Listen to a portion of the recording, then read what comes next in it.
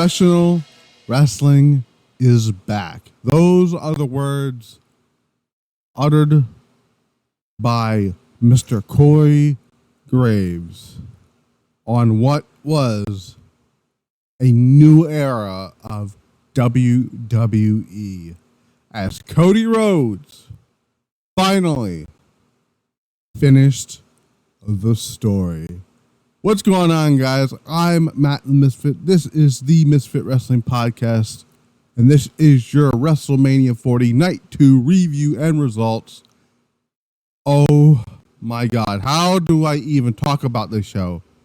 I will tell you as soon as we get the plugs in, or the plugs out of the way. Follow the social medias, Pile Driver Pulse on Twitter, Misfit Wrestling Pod on Instagram, the audio outlets, Spotify, iHeartRadio, Amazon Music, Pandora, Audible.com, and of course, the quote-unquote video version, which is just really an audio version, but it's stuff you can find everywhere here on YouTube.com/@Misfit Wrestling Podcast. How do I describe this show here? Because last night I came on this show, this particular podcast, and said night one was all right. Boy, did Triple H decide to say, you know what? It's time to end the curse of the night 2 curse, which is for the past 4 years. The night 2 curse has been night 1 is better than night 2. During the pandemic, as much as I love the Firefly Funhouse and as much as I love Drew McIntyre beating Brock Lesnar, night 2 was a fucking dead show. Night 1 had great stuff on that show. Right? WrestleMania 37. Night 1 opened, obviously, with Drew McIntyre unsuccessfully trying to regain the WWE title from Bobby Lashley. We had Bad Bunny, I believe, on the show, have the best celebrity performance up until Logan Paul came into the picture. And that show was main event by Bianca and Sasha Banks, a tremendous match, right? And going to 38. Oh, and 31. And 32 of 37. A lot of people only remember the main event, because nothing else memorable on night 2 that I know of. Remember, maybe outside of, I mean, sure, the Asuka Rhea match was all right, but people remember more of the main event. Night WrestleMania 38, the same thing happened. People remember the return of Cody Rhodes, the match with Rollins, the Becky Bianca match, and the Owens Austin stuff, right? People remember that more. People do not remember a fucking thing out of night 2 of WrestleMania 38. We get to WrestleMania 39 night. WrestleMania 39 was on the verge of becoming the greatest, probably the best WrestleMania in history, had it not been for one particular booking decision.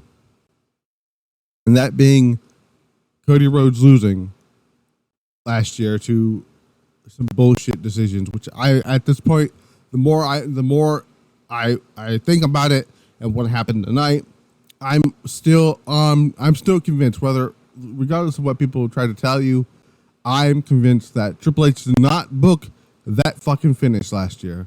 That was all a fucking Vince McMahon decision. And thank God that fucking old guy is gone, because now we are looking towards the future of this business, where this show had fantastic matches up and down the card, a surprisingly good street fight on the show, the best women's match of this year, of this WrestleMania. As much as I loved Rhea Becky, even though it was not as great as Rhea Charlotte, I thought Io and I almost said Io Kyrie, Io and Bayley went out there and had a stardom match, is what they had. And Dave Meltzer and I don't like to give Dave Meltzer a fucking lick of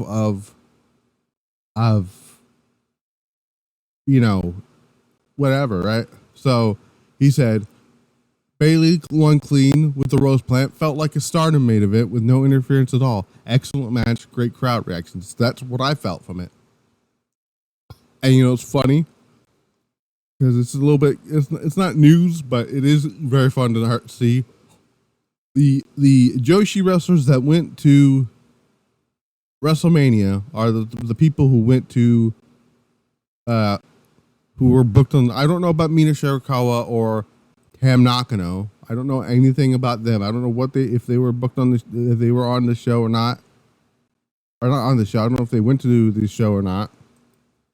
But I do know the following names did go to WrestleMania this year. That would be Azumi, Konami, Micah, Starlight Kid, Sherry, and I believe it was, I think I may have mentioned Starlight Kid, and somebody, and one other name, Momokoko. Oh, and Saki went to WrestleMania. They all obviously went to Mike. I think I might have said Micah. They all went to support Io Shirai, Io Sky. Momo Watanabe is the other one. There it is. And funny enough, took pictures. Was the only one to show Io on the cup, which I thought was pretty funny. Sai Kamatani, I think I said her name too. So let me refresh the count of names here. So we had Sai Kamatani, Konami, Saki, Shiri, Momokogo, Momo Watanabe, Starlight Kid, Micah, and there may have been somebody else. Technically Julia, even though she's not part of the Stardom roster anymore, she was there in the sweet box. So was Rossy Ogawa walking about. Maybe Mina Shirakawa was there. Maybe some other stuff here. But holy shit, what a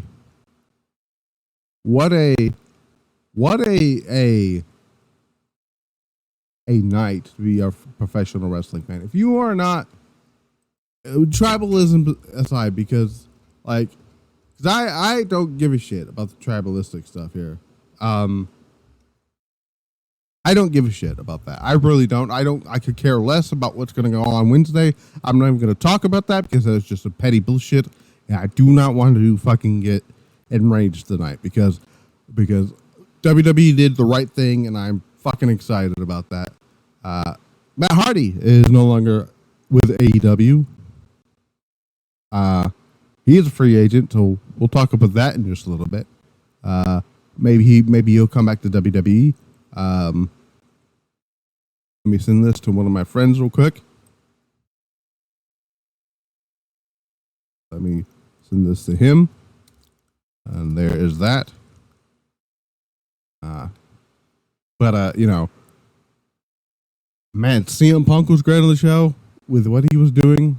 Drew McIntyre was they're continuing to build that storyline. Io and Bayley had probably my second favorite match of this. Actually, no, I'm taking that back because I loved everything about the main event.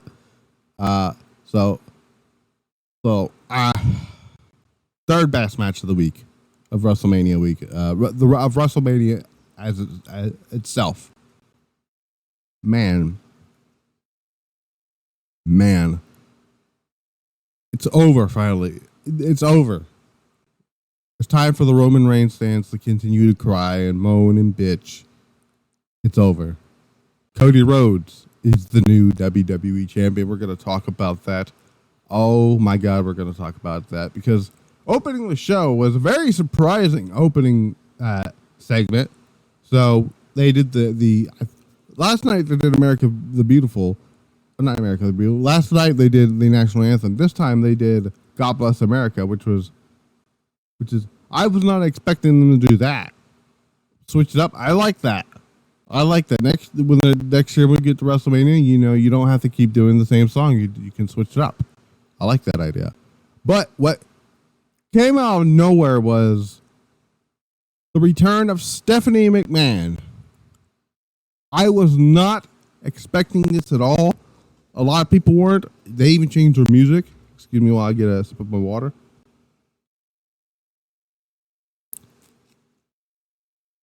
She comes out again. Didn't see this coming. I know she was there. She was at WrestleMania last night. She was backstage, enjoying the show. She was at the Hall of Fame next to Triple H because of she had the Paul Heyman hat. Not the Paul Heyman hat. She had the ECW cap on. Stephanie comes out, speaks to the crowd about how special WrestleMania is. With WrestleMania 40 is the one she's the most proud of. As the first WrestleMania of the Paul Levesque era. She asks Philadelphia, "Are you ready?" Introduces night 2 of WrestleMania. Bagpipes. So there's that. They're driving into your face. They're making sure that you know that old fucker is never coming back, and this is a new fucking regime in charge. Everything from here on out on this show going forward is no longer sports entertainment. You'll get your sports entertainment stuff, but it's not the shit that you have seen for the past 30 years with other Vince McMahon anymore. We're going back to the good old days of professional wrestling, motherfucker. Bagpipes played as the Scottish Warrior comes out. Drew McIntyre. I was kind of upset we didn't get Broken Dreams, so it was whatever. This match was actually very short. When it comes to not accounting the cash-in, the second shortest match of the show was this, as the Philadelphia Street Fight was the shortest match on. Actually, let's look at this. Actually, the shortest match of the show was actually it was the 6-woman tag match. But on night 2, it was the Street Profits match. We'll get to that in a second. So CM Punk, who's on commentary, he went out before the show went on the air during the pre-show. So the match starts here. Immediately, Claymore kick, and I thought, oh my god, I'm like, are they gonna fuck Seth Rollins over in 8 seconds? Nope, because it would have been the second.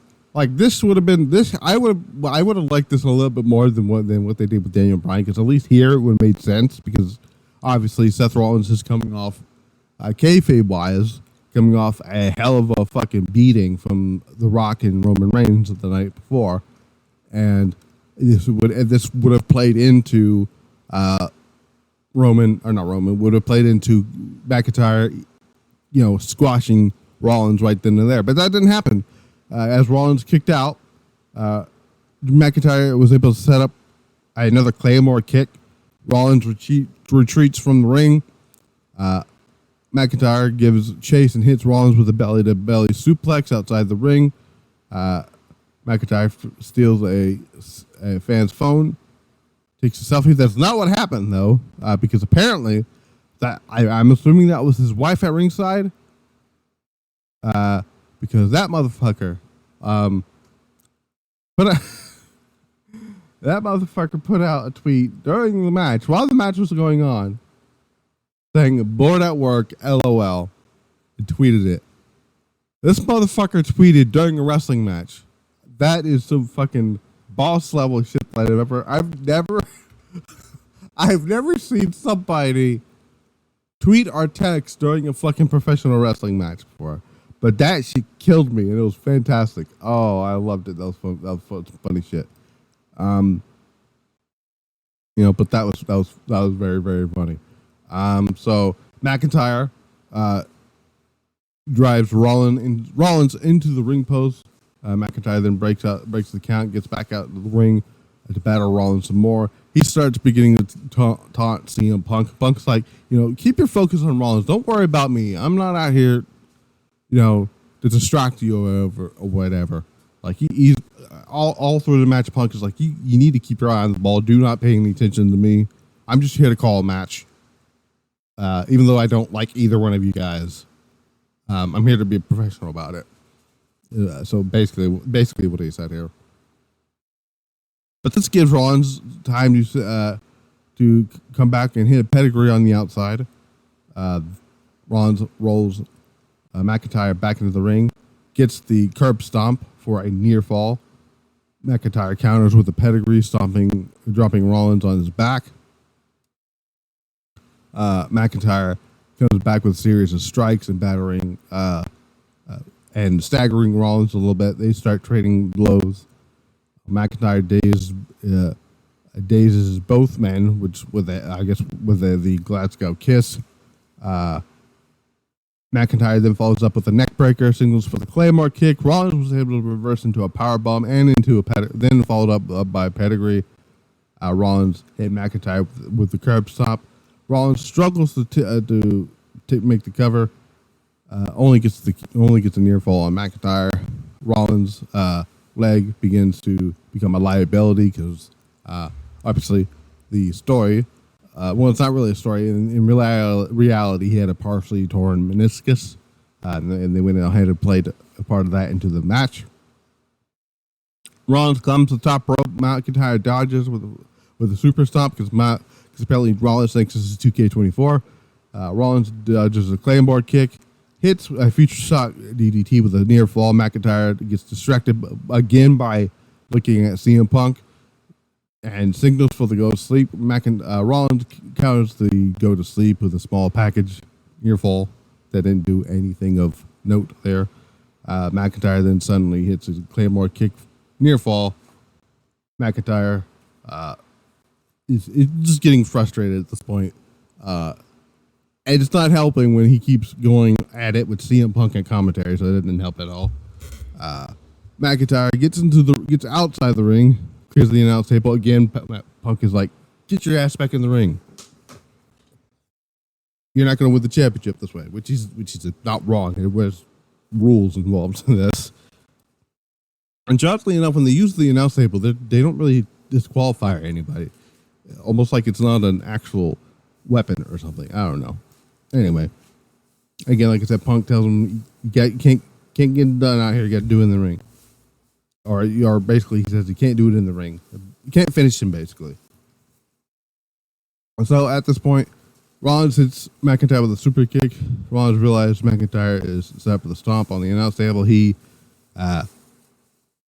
gets the stomp onto Rollins. Didn't do very much for that here. But McIntyre was able to get back. Hits Rollins immediately with a Claymore kick for a near fall. Then hits another one. And Drew McIntyre wins the World Heavyweight Championship for the first time in front of actual live fans. And boy, did his celebration not last very long, because this dude, so obsessed with CM Punk, it's not even funny. He goes up to CM Punk and basically says, like, they start talking trash, and he starts talking trash. Punk is like, I'm not here to steer your moment. However, Punk trips McIntyre on the announce table. He just starts beating the crap out of him, takes his arm brace off, and uses this as a weapon. Next thing you know, the Judgment Day's music hits. Damian Priest comes out here, smacks McIntyre with a briefcase, cashes in, hits the South of Heaven for the pinfall, and then now Damian Priest is the World Heavyweight Champion. So in the span of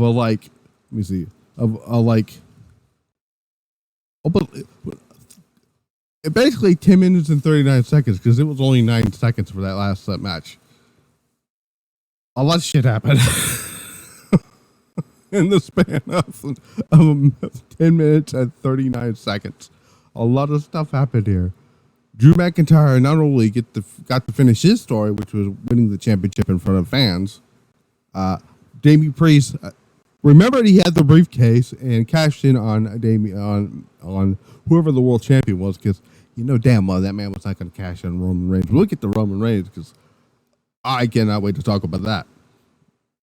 But yeah, I thought for both these segments, I thought this was fantastic. The match with McIntyre and Rollins, they killed it. They always have fantastic chemistry with each other. But Damian Priest is the new World Heavyweight Champion. Very surprised they actually went with the successful cash-in.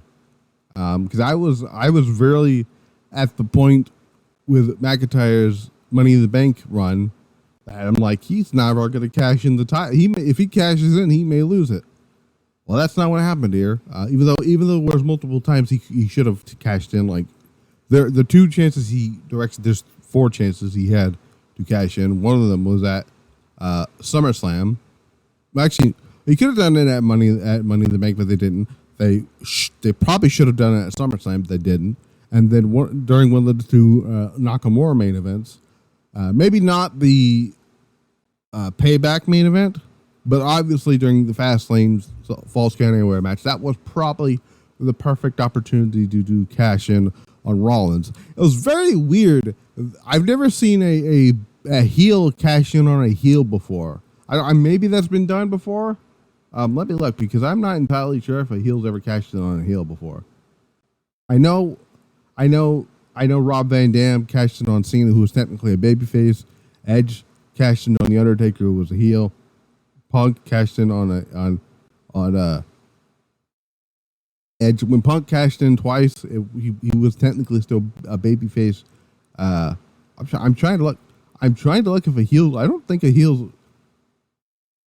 Randy Orton, I don't think was a heel. I think he may have been he might have been a babyface. I'm not entirely sure. I'm trying to look. Did he ever? I'm trying to think here because. I'm trying to look here. Actually, no. So Dolph Ziggler was not a baby. No, yeah, that doesn't count either. I'm trying to look. I'm trying to look here. Technically, Rollins cashed in on Brock Lesnar, who was a heel. Baron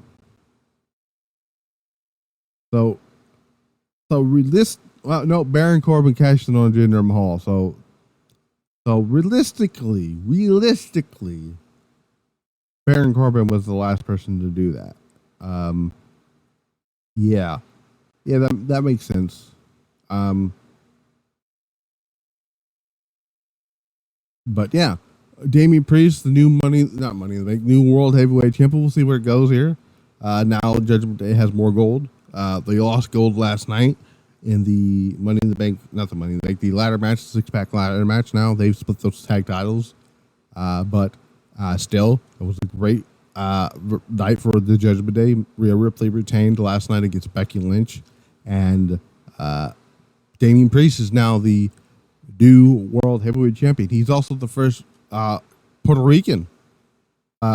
He's the first champion of Puerto Rican descent since Pedro Morales, which is pretty cool. So that whole thing, I'll give that a good 4 out of 5, 4.5 out of whatever rating I was going to give that here. I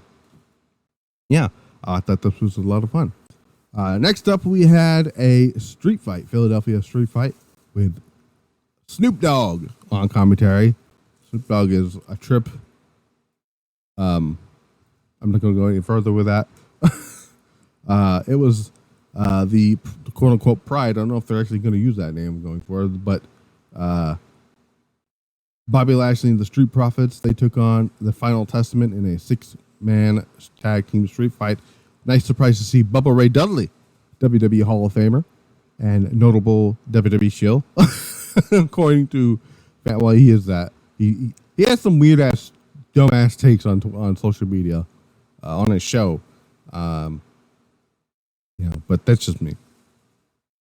But yeah, this was actually surprisingly a lot of fun. Actually, I was worried this match was going to suck, but it probably would have sucked if it was just a normal tag match. But when they gave them the weapons, yeah. At one point, Scarlett goes through a fucking table. I don't know. At one point, I missed some of this match, unfortunately. But I heard it was good. So I do know that Scarlett went through a table and she just stayed there for the remainder of the match, because when the Street Profits went out there to get another, it was either Street Profits or it was Bobby Lashley and Montez or Angelo Dawkins. Somebody went out and got another table, because the table that they were going to use wasn't playing nice with them. Unfortunately, Bobby, you have to pull both versions out of the legs of the table. That's how a table is supposed to be set up. Anyway, they fucking she was dead, basically out there. But Cross gets hit through a table with a beautiful frog splash by Montez Ford to get the win for his team. Yeah, so I thought this was a lot of fun. For a lot of people who are limited, that being Karrion Kross and AOP, and a little bit of Angelo Dawkins. But this is great. Everybody played their part right. Good. This is probably one of Kross's better main roster matches outside of the one he had with Nakamura when Nakamura came back from his long extended hiatus. I guess this is a good 3. It gives me a good 3 out there. We see backstage of Logan Paul doing some push-ups. I don't know why I said push-ups. Don't know where that came from. Push-ups. A video package starts recapping last night's insane main event with Rock, Roman, and Cody and Rollins. Heyman explains Bloodline rules. Basically, it's a no holds barred match. It's just a no holds barred match with a fancy name. LA Knight arrives in a Slim Jim car. I don't know if the same Slim Jim car that got stolen a few months back, but he gave that Slim Jim car away to a lucky fan at ringside who apparently won a sweepstakes or something. I don't know. It did look nice though. I don't know if I would ride that around with a Slim Jim giant ass Slim Jim logo on anything. Anyways, they might start thinking I'm selling Slim Jims or something. So we get AJ Styles, LA Knight. Surprisingly, this was very good. AJ Styles, 12 minutes, 25 seconds. I'm not a fan. You were so close here. You could have had Evil Ways. You shilling out a lot of music for Cody's theme and licensing to use the theme for CM Punk and Cult of Personality. You couldn't license Evil Ways for WrestleMania. Come on now. But yeah, great fun match here. I'm just gonna go skip right through the ending here because I don't want to spend too much time on this match, even though I thought it was fine. LA Knight, AJ Styles obviously gets back in the ring. He started working on his knee during this match here. Styles goes for a springboard 450, but LA Knight gets his knees up. They start trading blows. Knight picks up some momentum. Styles snuffs it up with a Pele kick. Beautiful one. I love AJ's Pele kick.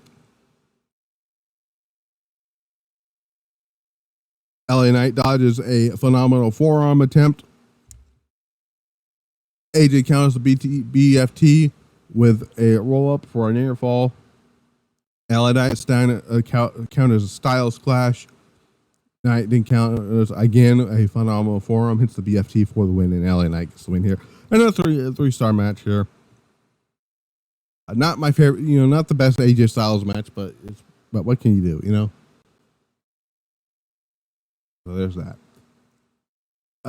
So we can find out during the show that the show that they were supposed to do last year, until Vince McMahon decided to be a dick and say, nope, we're not doing that because I fucking hate tournaments. That being the return of the King and Queen of the Ring, which is going to take place, I believe. Let me see. Let me look here. Let me look up because I don't officially have the date right here. Here we go. King and Queen of the Ring 2024. This is the first King of the Ring pay-per-view event. And what was it? When was the last one? 2002? This is the first King of the Ring pay-per-view event, and I got to find. I think it was 2002, wasn't it? King of the Ring 2002. Let me look this up here. Give me a second. King of the Ring 2002. I believe this was the last time they had the pay-per-view. 2002. So that was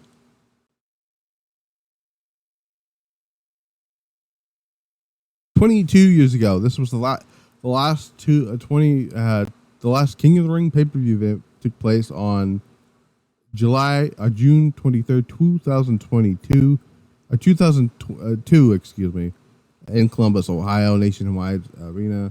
The winner of that year's King of the Ring was, I believe, was who won that King of the Ring tournament that year? Brock Lesnar. He beat RVD. So the King and Queen of the Ring tournament is going to take place on May the 25th, 2024 from Jeddah, Saudi Arabia. They also did announce that for the first time ever, SmackDown will take place at the, I believe they said at the Jeddah Superdome.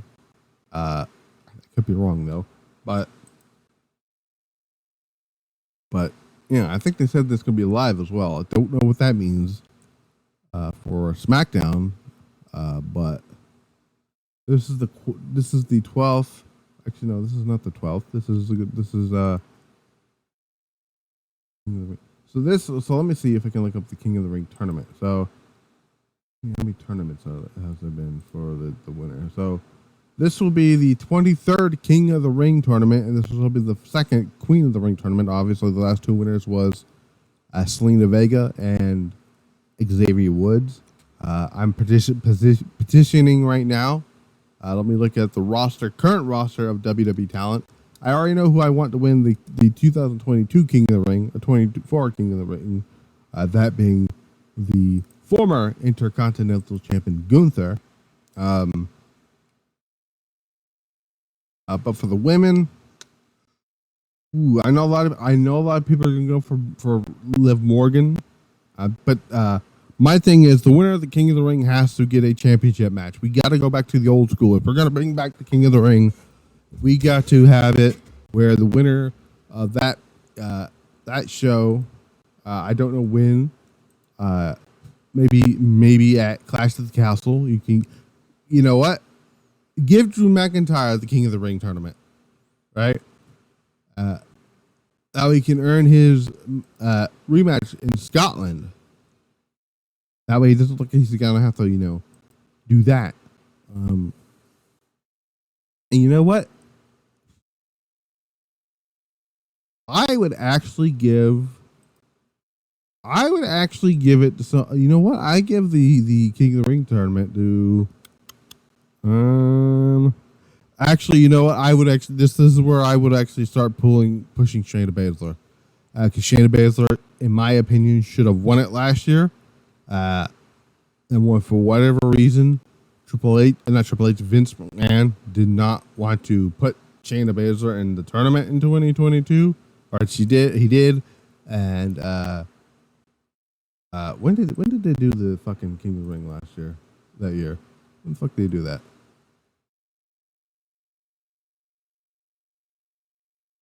When the fuck was that? When did that take place?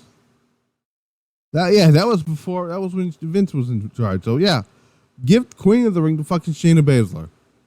There you go. Shayna Baszler and Gunther are my predictions for the King and Queen of the Ring. If you don't want to give it to Shayna, you can give it to if you don't want to give it to Shayna, you could give it to Tiffany Stratton if you wanted to. You can also give it to Bayley's the women's champion now, so you can't do that. If you want Io to earn it, you can have Io win Queen of the Ring. You can have, personally, if you're not going to give it to Shayna, give it to Tiffany Stratton. There's that. We got a video recapping of the Hall of Fame induction, which had Thunderbolt Patterson, Bull Nakano, who looked gorgeous in the dress and had her nunchucks with her, which I thought was pretty cool. I know the Stardom talent popped for that one. Heyman entered to his ECW theme, carrying Roman Reigns' title for the very last time on the show. The United States triple threat match. This was the Logan Paul defending against Kevin Owens, and Randy Orton. This match went for, I believe, if I could be wrong, I might be wrong here, but this match went for a total of 17 minutes and 40 seconds. He came up with a prime bottle. I'm like, oh my god, are they going to do the KSI spot again? Well, they kind of did, but it was somebody else. It was IYO Speed, who is the guy who is known for who blew up his damn apartment with damn fireworks, like a fucking idiot. But Logan Paul is so fucking good. Like the fact that I don't like Logan Paul as a person, right? But it's really hard for me to deny the type of athlete this man is. This dude came in 2 years ago at WrestleMania 38 to team with The Miz to take on the Mysterios, right? And this dude just got it immediately. He got it. And then he had that match, that one-on-one match with The Miz, right? And then he had that incredible match, surprisingly incredible match with Roman Reigns, the match that we all, including me, bitched and moaned about when Triple H booked it. Well, assuming Triple H booked it. And that, what was it? And that WWE did the Saudi Arabia match with Roman Reigns and Logan Paul. Roman didn't obviously win the championship, but Logan Paul didn't win the championship, but he had a phenomenal match with Roman Reigns, right? But here, again, great match, actually. Logan Paul retained, at one point, IYO Speed got his ass handed to him by Randy Orton. First gets kicked.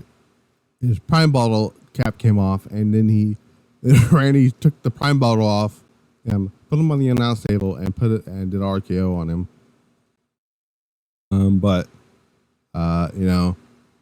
So Randy Orton hit a RKO that was countered off a pop-up powerbomb onto Kevin Owens.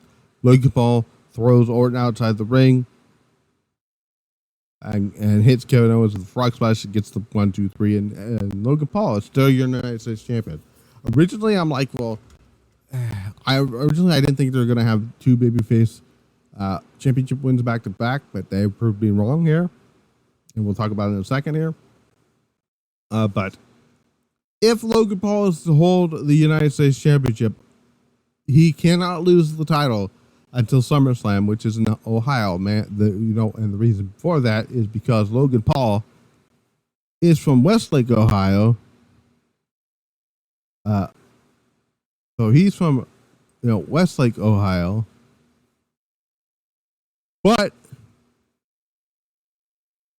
SummerSlam is in Cleveland, Ohio. And if we're gonna do Logan Paul losing the championship, do it in his home state of Ohio, and then that's when you do LA Knight, Logan Paul for the title. Because originally I thought it was gonna be Logan Paul and LA Knight on this show, but I don't know if they'll. Sorry, I had something in my mouth there. Has like a piece of hair in my mouth there. Anyway, let me get some water here.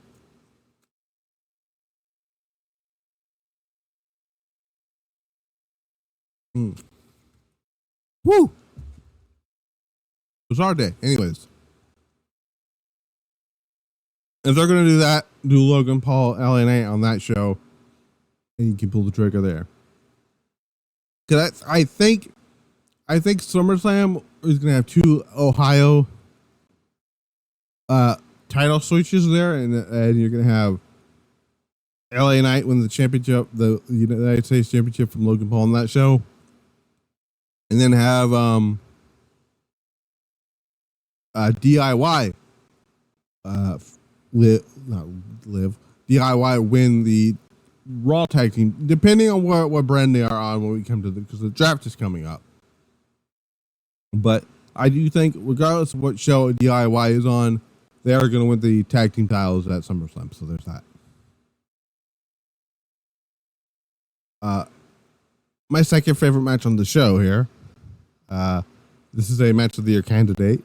IYO SKY defending the women's championship against Bayley. Bayley came out. I thought the boys who just got fired by AEW was there carrying Bayley out. Nope. They had this Egyptian theme going on here. This was Bayley's first one-on-one championship match, one-on-one match in general at WrestleMania, which is insane to me. IYO SKY came out. I was hoping, oh my god, I was hoping for her to come out to have their intro start with the Queen's Quest theme. That was wishful thinking, but she looked great. Bayley looked great here, but this match was fantastic. Oh, this was great. So at some point they started trading blows. IYO gets an upper hand with a stiff blow. Bayley throws IYO over the barricade because at this point they're on the floor here. IYO tries to fight back, but Bayley counters and crushes IYO with a spine buster on the floor. Bayley gets IYO back into the ring for a near fall. Bayley keeps up the attack, pummeling IYO in the corner. Bayley hits a fireman's carry, side slam with a near fall. Bayley climbs to the top rope, but IYO recovers and knocks Bayley out with a palm strike, a Shote palm strike. Bayley collapses to ringside. During this match, at one point, IYO, being the veteran that she is, started working on Bayley's knee because Bayley had torn her ACL or MCL a few years ago, and they made a point on commentary to mention that coming up to the main roster, IYO and Dakota spent a lot of time with Bayley and got to know Bayley and know more about Bayley and what happened with her knee and stuff. So they played into that quite a bit, and I loved it. IYO at one point delivered a moonsault to the outside, which looks beautiful. IYO's moonsaults always look great here. They get back and forth, exchange until Bayley hits a vicious sunset flip, sends the back of IYO's head crashing into the turnbuckle. Bayley covers for a near fall. IYO fights back and folds Bayley up with the stairs. Beautiful German suplexes, which I love. IYO's fucking Germans. IYO climbs to the top rope, tends to the moonsault, but Bayley gets her knees up, injuring her already wounded leg at the point here. IYO counters a diving elbow with a crossface. I don't know how this woman, she did it twice in like the span of 2 minutes. So Bayley comes off the top rope with a damn Macho Man elbow drop attempt, and this woman, this fucking woman, like a goddamn flawless damn, I don't even know how to explain it. It just effortlessly puts her in a crossface. I'm like, what? How is this woman human? IYO SKY is so fucking great at wrestling. My God. She proved it tonight. Bayley rolls up IYO to break the hold, and she gets back into another crossface. And this time in the center of the ring. IYO then transitions into a beautiful STF. Bayley was able to fight back. Hit the Bayley to belly, and the crowd was all like, oh my gosh, she's going to do it. Near fall. At this point, this was getting great. IYO. Oh my, so I, good Lord. Okay, so I don't know how do I explain this here? So Bayley attempts to go she is hopping on one leg, getting ready to hit the rose plant. This woman probably had the best counter of any of this move that I have ever. She probably would have did an amazing counter of the fucking RKO too. This woman gets the tries to get a rose plant down on her. She does a front flip mid move and lands on her feet. I'm like, God damn. You had I think it was either Pat McAfee or Corey Graves saying, this is amazing, right? She is fantastic. Io levels Bayley with an elbow strike. Bayley fights back to her feet. Both women trading blows. Io rolls up Bayley for a near fall, hits a double underhook backbreaker, climbs to the top rope. Io hits the moonsault, only gets a 2 count. Io's in disbelief. The crowd's in disbelief here at this point. Bayley dodges another moonsault counter into a rose plant.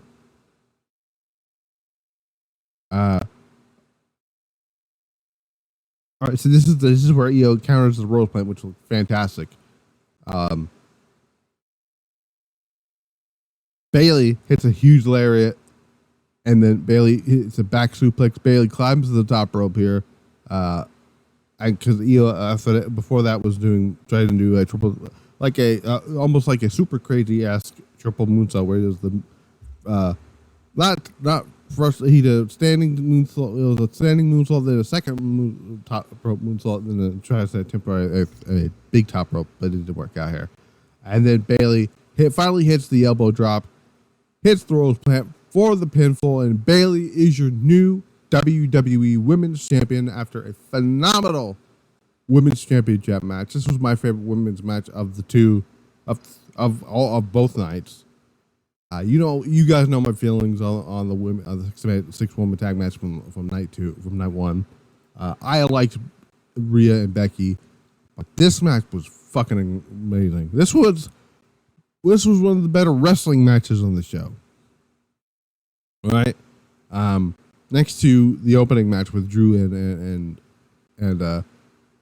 oh my God, not Drew. I almost said Drew and Punk. Drew and Rollins.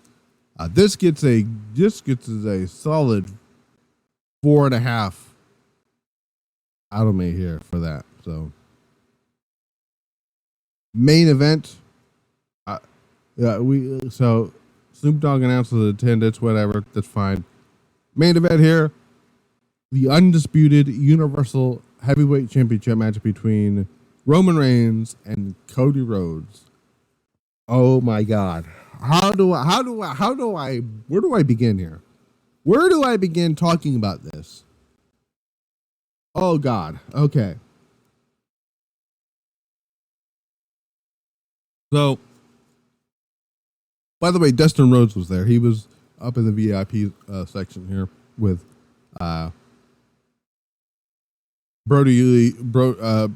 with Brody's family, right? Amanda Hubert was there and all that stuff. Cody gets this cool entrance with this skull mask and all this stuff that looked pretty cool. Brandi Rhodes made a return to WWE on television, that is. Roman Reigns hits the ring with a high school choir and orchestra, which both entrances look great. So for the first 20 minutes of this match, you get your standard Roman Reigns singles match with Cody and the Bloodline rule stuff here, right?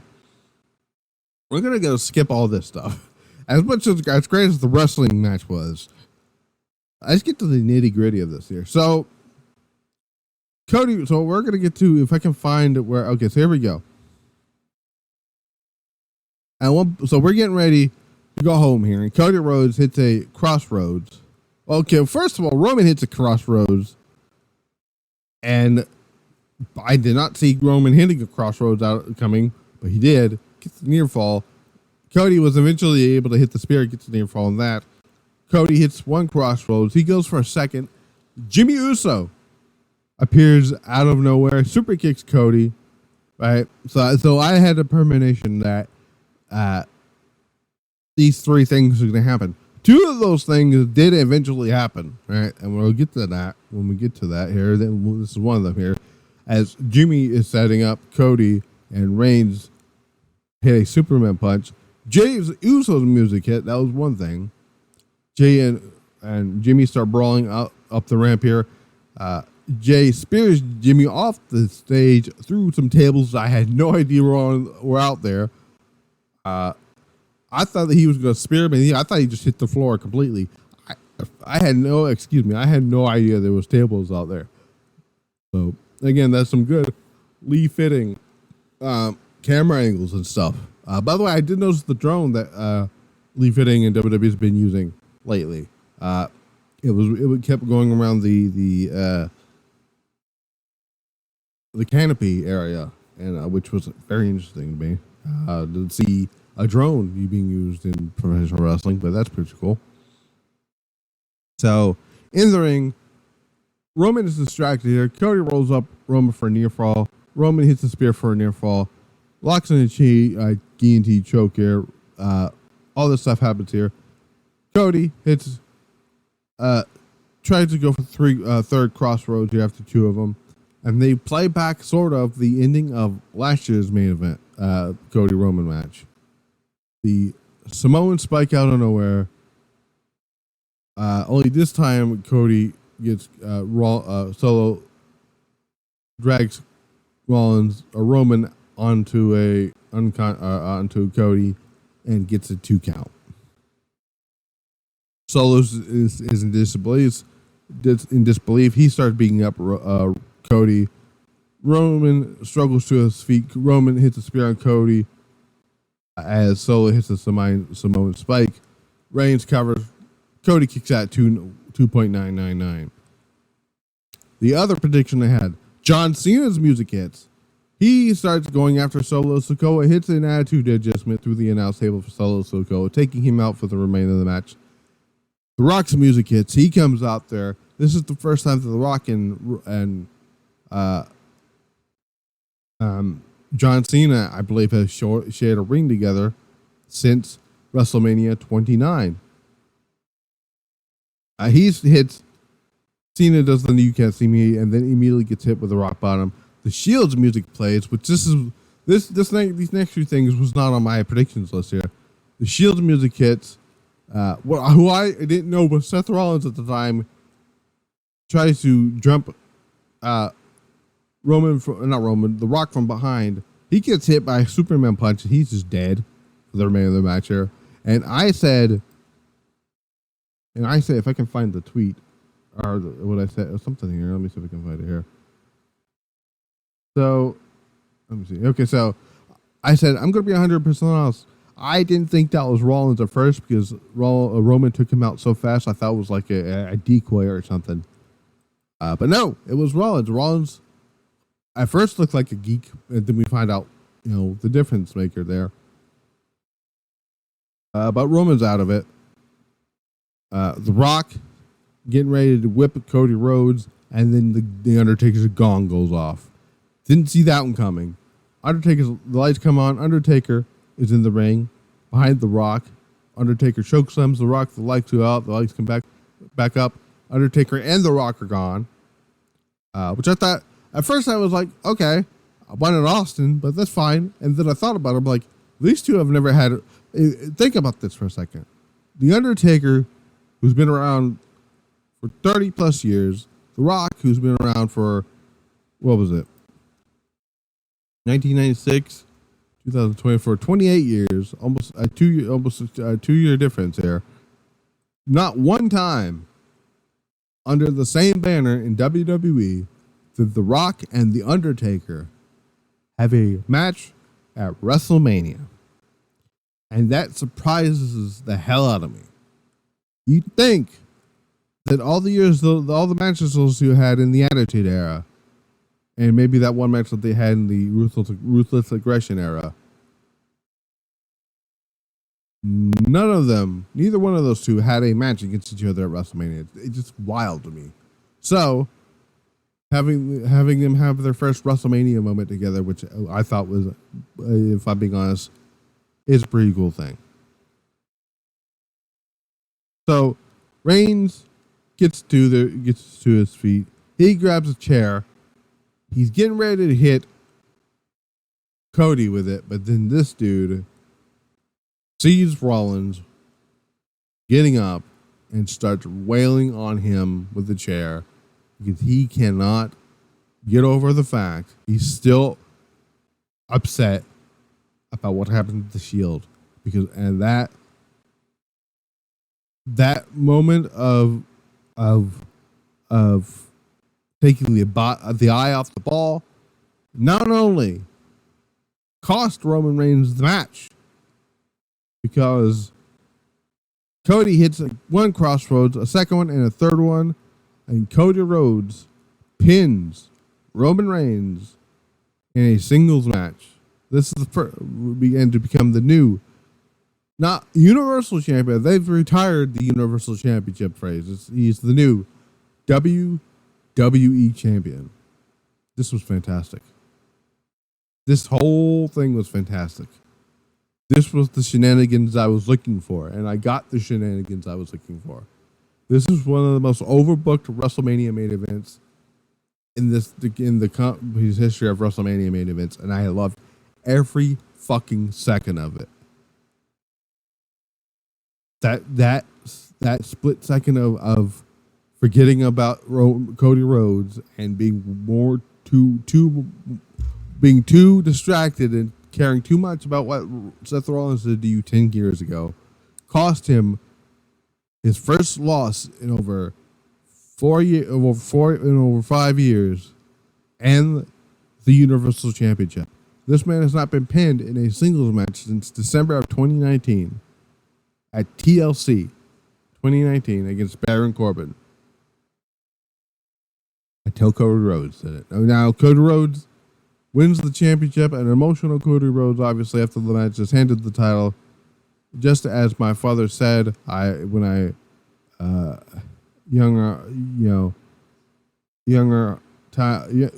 was younger, hard times make men better. The Rock looks furious at Reigns.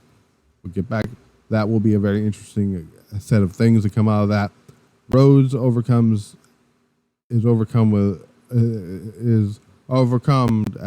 with emotions as he poses with the title for the fans. Owens, LA Knight, Cena, Randy Orton, Jey Uso, Sami Zayn, and Brandon Rhodes celebrating in the ring. CM Punk comes out to celebrate with them. Cody's mother's in there. I think Cody's the rest of his family is in there. Cody then grabs the microphone, asks Bruce Pritchard and Triple H to join him to the ring.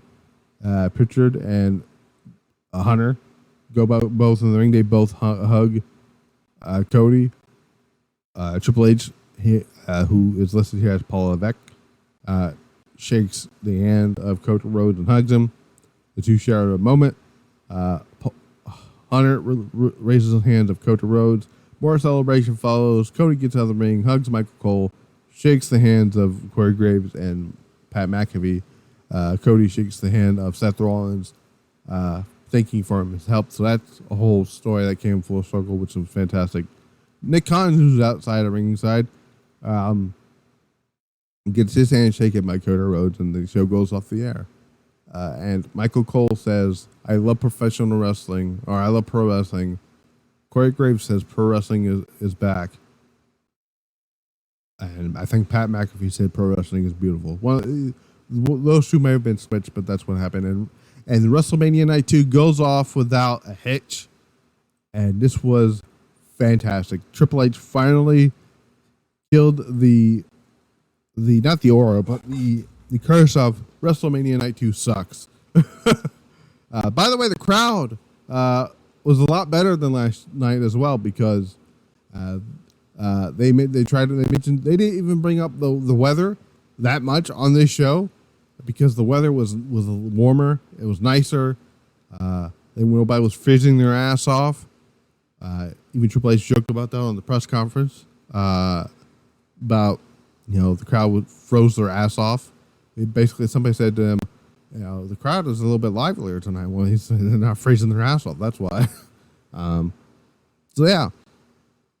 Night 2 I thought was a lot better than night 1. I say night 2 is going to go on the show of the year for the Misfit Wrestling Podcast in year-end awards for 2024, as well as Io versus Bayley and Roman versus Cody.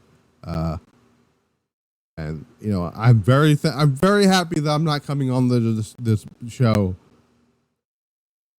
bitching and raging and fucking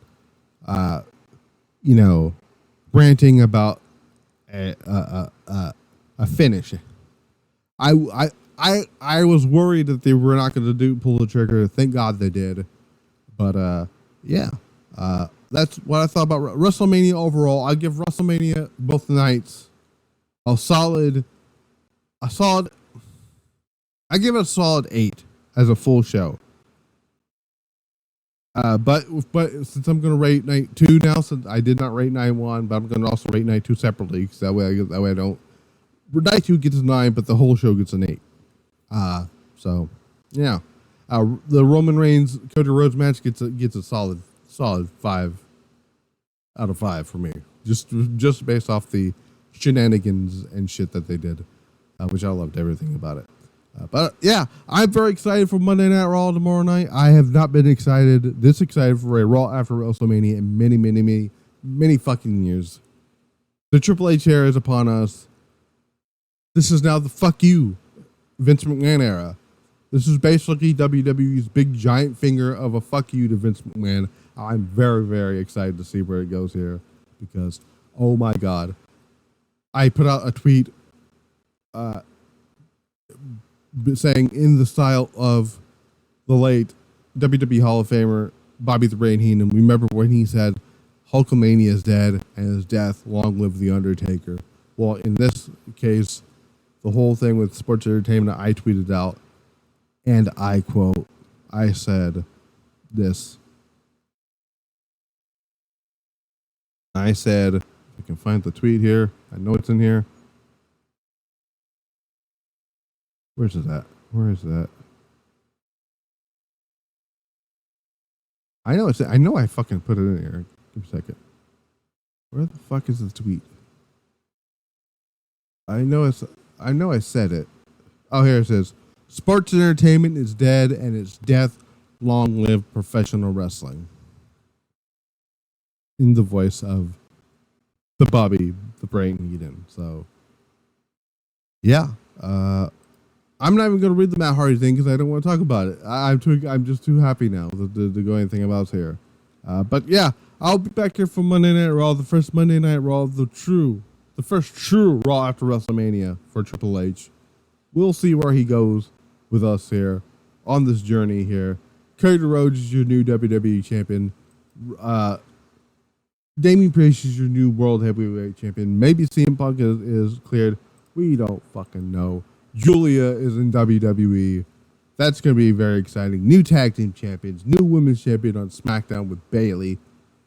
We'll see what happens there. The draft is coming back. The King of the Ring is coming back. I'm very excited. Until then, I've been Matt the Misfit. This has been the Misfit Wrestling Podcast. Oh boy. What a ride Triple H is about to take us on. We're out.